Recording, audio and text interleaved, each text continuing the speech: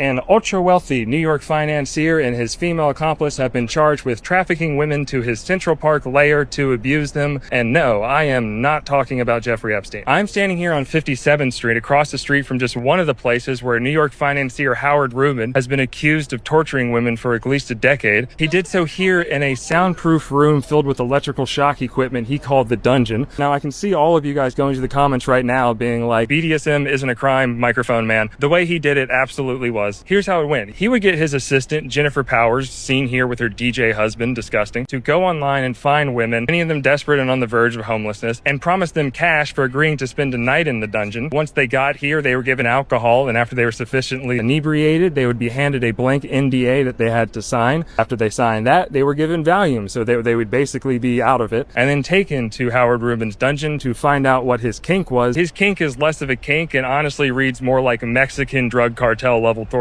His big thing was electric shocks. Particularly, he liked to tie women to a cross and electrocute their genitals. There was a safe word. If you said it, he just kept going. A lot of women passed out because of this. We confirmed some of this from texts that Jennifer Powers sent to Rubin, saying things like, I can only imagine what you did to her on that cross. Did you shock her? And then he responded with, yeah, of course, and then complained that the electrocution device needs more power. In another text that Rubin wrote talking about a victim, he said, she hates it, but she's so desperate. We've got to make her cry, 3 exclamation points. And in another text, he says, I don't care if she screams, a laughy face emoji. This is going to be fun. He did a bunch of other torture stuff. One woman was only able to escape after she slipped out of the restraints and bit him. After the women left, Rubin would tell them that he was going to hire a hitman to kill them if they ever told anyone, or he would try to talk himself out of it. A thing he would do is that he would tell them that RAPE is natural and cite the movie Beauty and the Beast to prove that. I haven't seen that movie in a long time. I feel like I missed that part. He definitely looks like a beast, so maybe the metaphor works. But Powers was the one who had to do cleanup. He would often get texts the morning after from Rubin that said things like,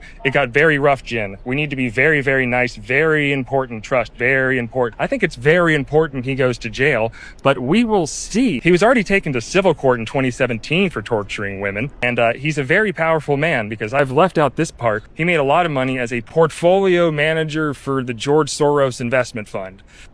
People aren't going to like that. Prosecutors just say he's extraordinarily wealthy. They don't know where all the money is hidden. They know there's about 70 or so million hidden somewhere in the Cayman Islands. Also, the prosecutors say that there's other unnamed co-conspirators who helped do this crime with him. Who knows who those people are? And they say that there's dozens of other women that are going to come forward. So keep following this channel because welcome to the tip of the iceberg, folks.